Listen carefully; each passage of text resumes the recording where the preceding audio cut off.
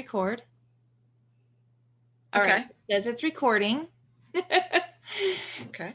So, because what we did last time is we did the digestive system, and then I put together this Kahoot for the kids to play. Let me see if I can get that to share, and then we can see who did what here. Okay. Yeah, the digestive system of the horse. Ah, there's Helena. Ah, oh, well, there's just Robert. So, woohoo. Okay. Very good. Well, who's the T? Is that just the practice test? I think so. I think that's when I was messing with it. Okay. Trying to figure out, okay, is this working? Is this working? So, yeah. Oh, so they did it. They did it. But now, can they go in there anytime and do that? Yes, they can use that link, that same link, and then be able to practice with it. And I can reset it too to where it's just like, okay, here's the link to study. Off we go. Which actually, well, Addie might do that. It says it's asking for a. Yeah, and it was pretty easy. So, because I just took the questions from the Texas Horse Owners Reference Guide. Mm-hmm. Right, which is one of the could be used for Quiz Bowl or Skillathon or Hippology, probably. Yeah, any of that stuff would be used. Plus, there's some stuff on there that I was like, oh, I didn't know that. So I must say I've been learning just as much. Because then I kind of, they say, if you want to really learn about something, teach it to somebody else. That's right. And then you really learn. Or it's like I like to do is build a Google Doc and a little slideshow, and there you go. So let me see if I can get, since I have two screens, this kind of helps. The digestive system. Okay,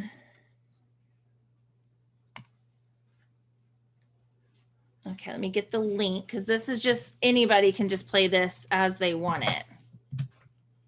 And then they have it.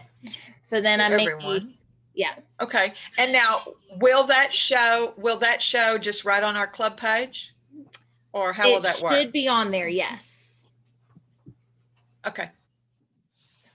Yeah, and then with it being exam week, I'm not surprised. Helena said she's got, April said Helena's.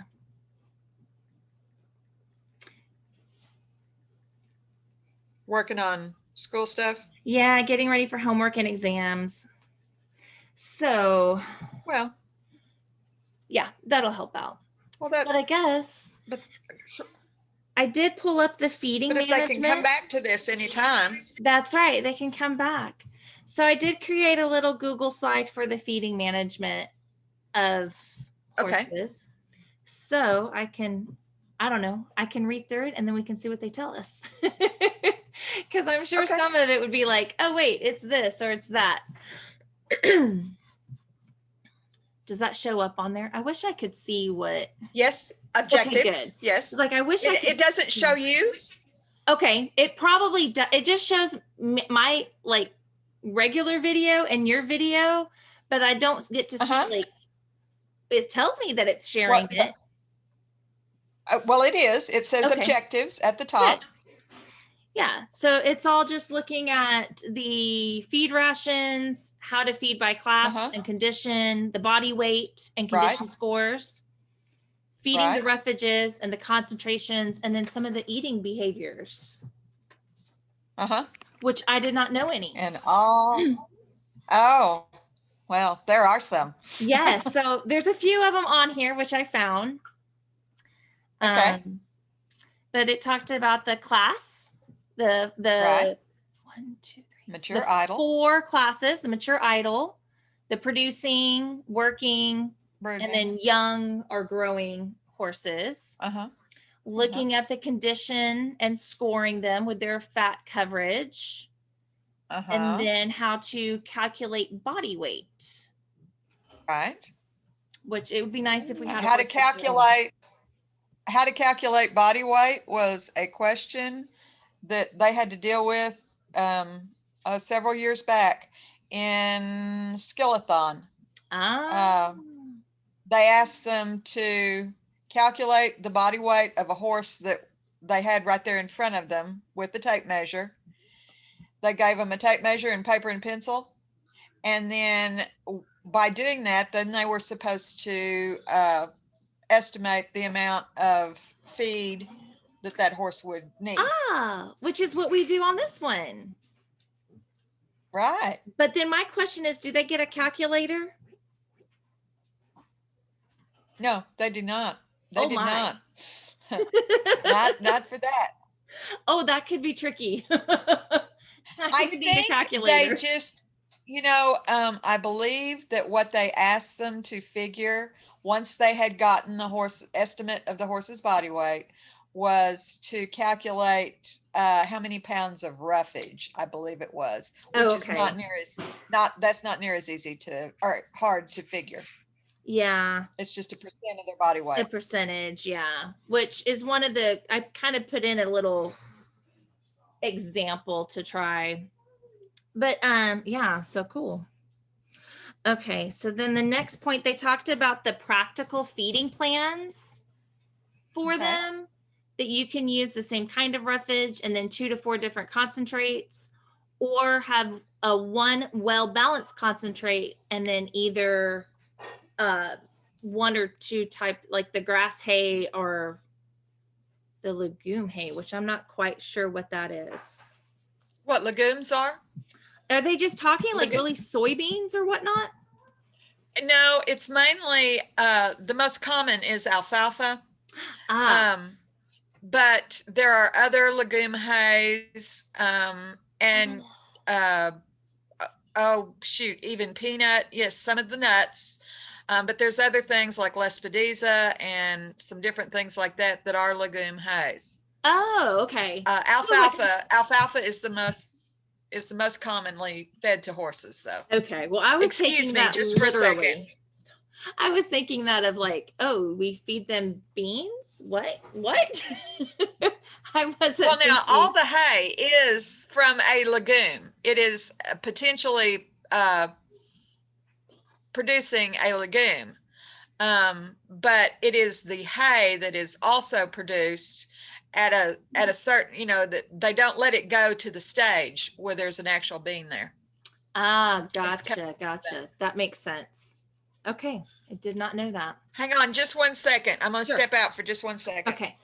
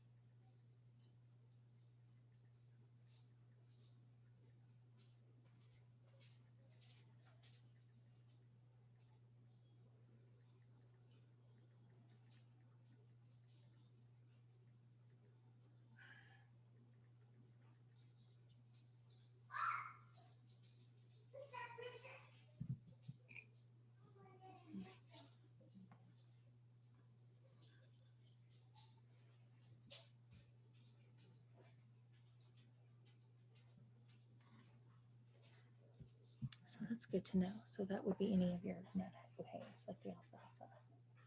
Because I didn't know that.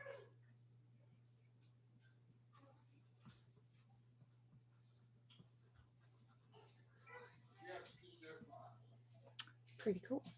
Yeah. Did not know that. That's why it takes a village. Write that down wherever my pencil is. There it is.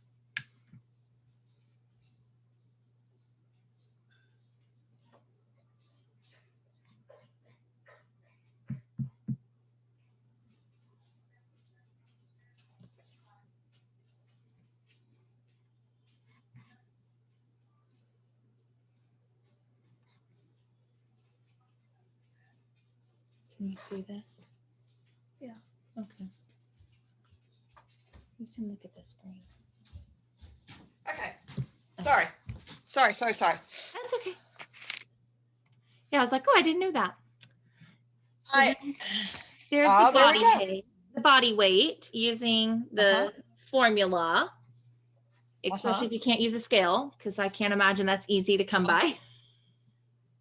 No, what you would commonly do is you would, if you have access to a drive-on scale, like for instance, out here in Golden, there's the scale at the little store there, if it's still operational. Oh. And you drive, you load your truck and trailer and you put your horse in and you drive over the scale and get a weight, and then you come back when the horse isn't loaded. Right. And you can do it that way.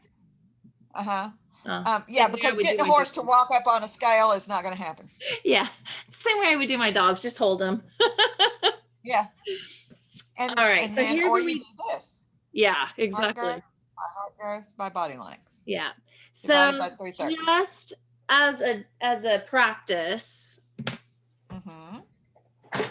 because we did this. So if we take the heart girth at 70 inches, here, Robert, let me get you some paper, and then you can practice calculating. And then the body length at 69 inches, what would the weight be? 69 inches. Yeah, so if you take your heart girth times body length divided by 330 to get the pounds. Oh, wow. That's a times, isn't it? So 70 yes, times. Well, I couldn't find I just hit the side button. But here, because I teach online and we teach math online, here's your formula. Yes. Plug it in. Got it. Okay. So if you take 70 times 70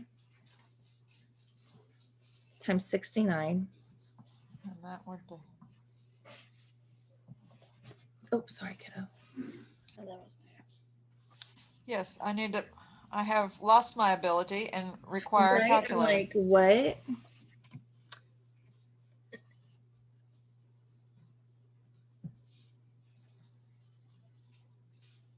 So if you were to do that 70, because then you're gonna have to do this in your head. Equals. So 338,100 divided by 330. Divided by 330 gives us how many? Equals a little over 1,000-pound horse. Yeah, 1,024. So 1,024,5454545. I would call it 1,025 if it was me. You'd round it up. Go on with my life because that would make it easy. Right? Yeah, I was like, okay. All right. So we'll just go. I stuck with the 24 because that's just what I did with the rest of it. Okay. So then they talked about the conditioning score. How to feel for the 6 sites along the back, the ribs at the mid barrel, along the neck, behind the shoulders at the forearm. So I would guess that would be like. Yep. Right in there. Right in here. Right in there. Yeah. Just right at the, is that right on, like just past the withers or along the withers? Or no? Past the wither. Just past the wither. Just past it. Okay. It is right in the area where part of the saddle girth would lie. Oh, okay. And if your horse is really fat, they carry this little, what I call a pone of fat there. And it can make it pretty difficult on everybody, the horse and the rider, to get the saddle on right. Okay. Because if that fat is there, it causes, well, you know how fat does. It moves. Yeah. And if you're trying to cinch a saddle to that, not only does it squish the horse and make them uncomfortable, but then it's liable to move.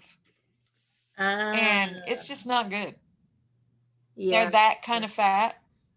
Okay. Yeah. So that was the behind the shoulders, then at the withers and the tail head. And this is an area I don't know how you would compare that to your body score chart. You just have to estimate it and kind of just go, Tail head?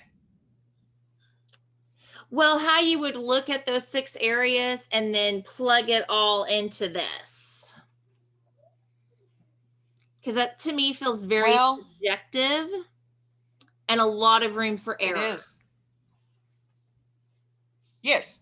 Okay. Absolutely. So probably not. There is a lot of room for error. Best option, I would guess. I don't know. What, to judge the condition of the horse? Well, if you're trying to figure out feed, unless if it's pretty obvious, I guess. But like if you're trying to really actually, yeah, if you're trying to figure out the condition of your horse, it's not that difficult to use these areas and be able to, especially if you have the option to look at a thin horse, you know, a relatively thin horse, and then one that is at least a little bit fat. Oh, you'll see it immediately. Oh, okay. And it's another one of those things that once you see it, then you know there is room for error. But as far as body condition scoring, I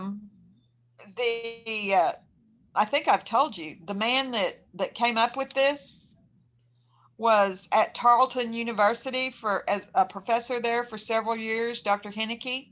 Oh. And he was the horse professor there when he was still there when Sarah was there and went to school. And so as far as body condition score, she knows it upside down and sideways. All right. And there's very few I see a lot of people that are the people like running the rescues and stuff like that. Mm-hmm. And they do get horses that are very, very thin in there a lot of times, but they talk about them being, a body score of 0 or something like that, which is almost, Henneke used to say that a 0 is a dead animal. Oh, well. And of course, some of them don't make it. Yeah. But, to see a 0 or a 1 or a 10, either extreme is very close to not being with us any longer. Okay. Because the fat ones as well can be in just as much danger. Right. But once you see it on a live animal, it's very hard to show in a picture. But once you see it on a live animal, now you'll know. Okay. You'll know. And maybe that's where in my brain, I'm like, because we've not witnessed that first. Well, I can go back. That's true. That's exactly right. Yeah. Oh, roughages. Here we go. Yeah. So all the roughages, one of the things to definitely make sure that we feed, 0.75 to 1% of the horse's body weight, which will help them satisfy their needs and have normal stall behavior. Yeah. Mm-hmm. Right. Make sure that if they're inadequate, inadequate roughage may lead to cribbing. So that would be an issue. Mm-hmm.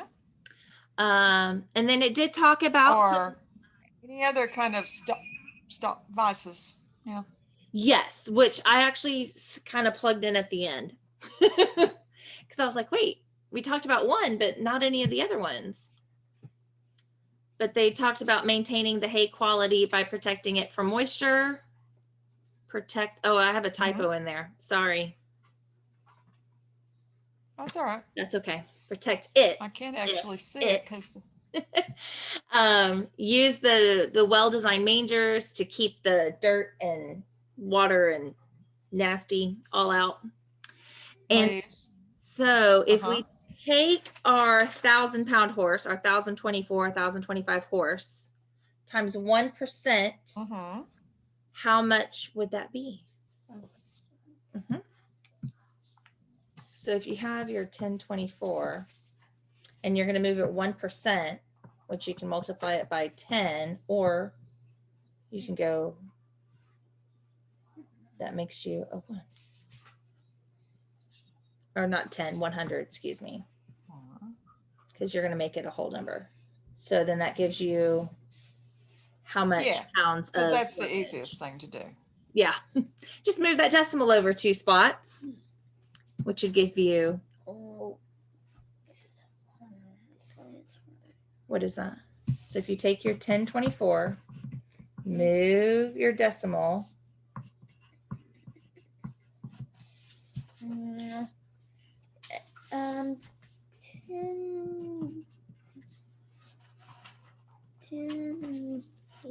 About 10.24 pounds. Yeah. Or 25 pounds, 10 and a quarter pounds. Right. Yeah. Yeah. And we want to make sure that we feed by. That's pretty, for a 1,000-pound horse. Yeah.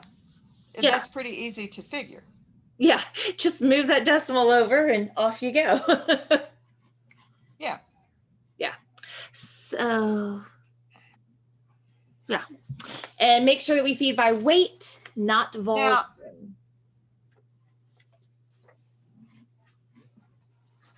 Now, what kind of volume would you find in your hay? What do you think? You know what they're talking about? I think. Well, I'm assuming if you just fill a bucket up and then you've got, oh, okay, well, this is my 5-gallon Home Depot bucket is about whatever. Maybe actually, hay, if hay is put into like square bales, like the picture that you've got there, it naturally flakes off into a flake. And that, you know, all my life I was told to give that horse a flake of hay or 2 flakes of hay. But that, you know, sometimes it'll flake off a pretty good chunk, and sometimes it's pretty thin. It just depends on the way that particular grass laid up in that baler, and or it depends on what kind of hay it is. And so that is what happens, is there is a natural breaking point in that bale of hay. There are several flakes there. You know, about, I don't know, 10 or 12 probably. Yeah. And you can't just feed by the flake, although we all do it all the time. But once you feed horses a lot, you also know about how heavy that is when you pick it up. True, yeah. And you pick up a little fluffy bale or a fluffy flake of hay and think, oh no. Now, do you also know, or did it say anything about what might cause you to make the decision to feed them more to that 1% as opposed to the 0.75% of their body weight? It did not. What would cause you to up that roughage just a little bit? It did not. Unless if you're talking about the lack of roughage. Okay. I'm in. Maybe more of the lack of roughage if they start cribbing.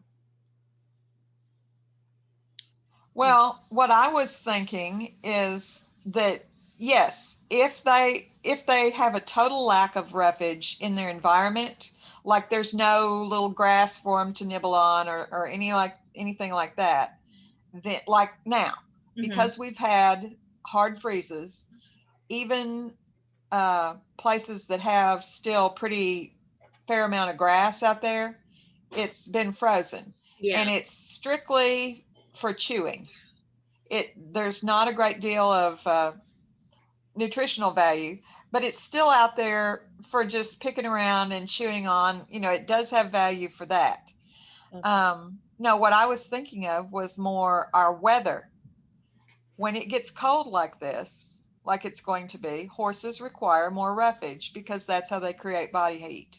Oh, because they get more carbohydrates from it. Horses, cattle. Which is what we talked about last. Exactly. Got it. Okay. All right. Any grazer is like that. Any barnyard animal. Definitely. That makes sense. And then there you've got your concentrate. There's your concentrate. Which they said now, which ones of those are more commonly seen? What do you for think? Horses? What do you think is more commonly for horses? There's the oats, sorghum, corn, or barley. I would say oats. Robert thinks oats. That is absolutely correct, Robert. Oats are considered as one of the first, oats and corn are some of the first grains that were fed to horses. But oats is the safest because it has a lower sugar content. Mm-hmm. Corn is what we used to think of as a hot feed. You didn't want to feed that, especially in the summertime. Yeah. It was hard on your horse and stuff like that. And of course, dried corn, like you see right there, is especially hard on their teeth as well. I can imagine. Before there were ways to process these grains. Sorghum is not something we see fed to horses much, but oats and barley and even corn, cracked and crimped and processed like that, are very common. Okay. And so, those are also, and so you've got it right there. Also feed by weight and not volume. Mm-hmm. And they wanted to make sure that too on these that we store for more than a month. Don't store them more than a month, which I can't imagine. My chickens go through their corn pretty fast at this time of year. I can't imagine having it longer than a month. Yeah. Yes. But yeah, they go through that. They go through it pretty fast. So if we just did 0.75, that's like 3/4. So that's like a quarter. So we'd want to subtract off, I don't know, a couple pounds to get to their thing. So for the horse, at 0.75%, probably about 7.5 pounds of concentrates. But that's also going to depend on what class of horse you're talking about. Yes. This one, I can't remember what they were looking at. I'd have to go back and look. It was like I don't think it was a growing. It was just kind of like not an idle horse. Yeah, not just a kind of not a working, just maybe I can't remember. I'd have to go back and look. 10 pounds of feed, they're saying. Oh my goodness. Yeah, I don't know. That seems like pretty low. That's a lot of feed. I don't know. That's a lot of feed. It is a lot. Okay. Yeah. Oh yeah. Oh, there you have your behaviors. Yeah, there's our behaviors, kind of the horse eating behaviors and what to do to manage that behavior, to space out their feedings, to allow time for equal digestive time. So how often are you supposed to feed a horse? Does it? Well, you feed them as often as you can. Or you split their feed into as many feedings as you can. For most people, they can't, feeding morning and night is the norm. Okay. But if you feed if you feed it, like for right now, this time of the year, if you feed about 5:30 or 6 o'clock, because that's when it got dark, Yeah. then what time do you need to be feeding in the morning? I would You think really, you need to 5:30. space it out as much as you can. Uh-huh. So do a good. That like, doesn't always once a day, happen, 12 but that's hours. ideal. Okay. You need to look at that. And feeding at the same approximate times isn't just to keep them from being unhappy. Their stomach produces acid and they get very agitated, and sometimes it leads to ulcers and all kinds of stuff. And so that's why jacking the time around is not in their best interest. We've all been late feeding horses. And I'm sure they let you know. But yes, they do. Yeah. But I have a tendency, if I know that I'm going to be late feeding, then I throw out extra hay so that they at least have something to munch on. A horse that is in a pasture where they could be grazing would have much fewer problems with that than a horse that would be, say, in a stall, living in a stall or a small pen. Gotcha. Okay. Yeah. So that third one, they talked about the any ration changes to avoid that, to increase feed or change concentrations. Or you do it slowly. Yeah, take about 10 days to do that. Any textures or hay changes to take, 3 to 5 days to get them used to texture changes, which sounds an awful lot like babies. So I'm like, oh, okay. Yeah. More parenting 101.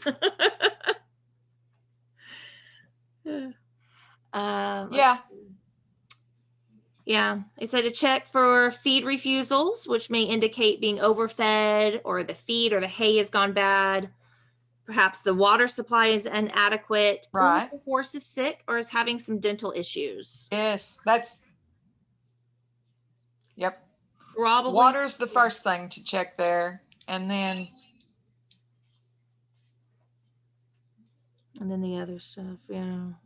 Not supplement or dilute. Yeah, they said avoid the free choice except for a mature idle horse for the supplementation.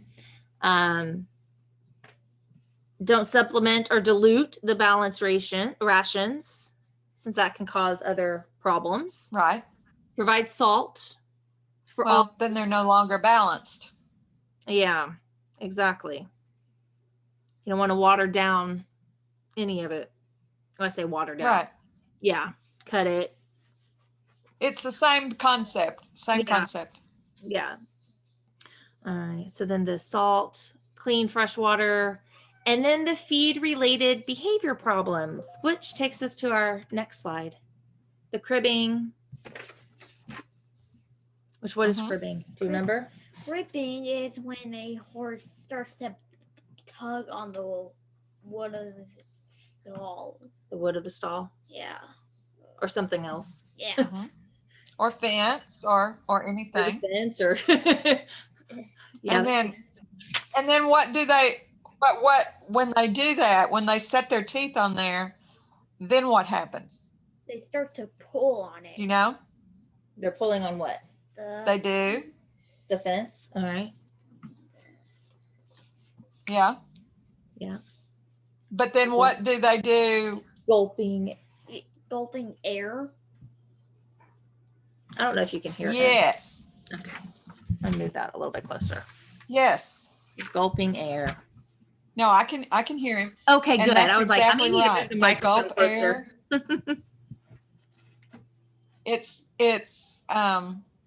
What it sounds like when they do it is like a giant burp. Ew. But it's actually not air coming out, it's air going in. Going into it. And they suck it in that way. Well, that can be.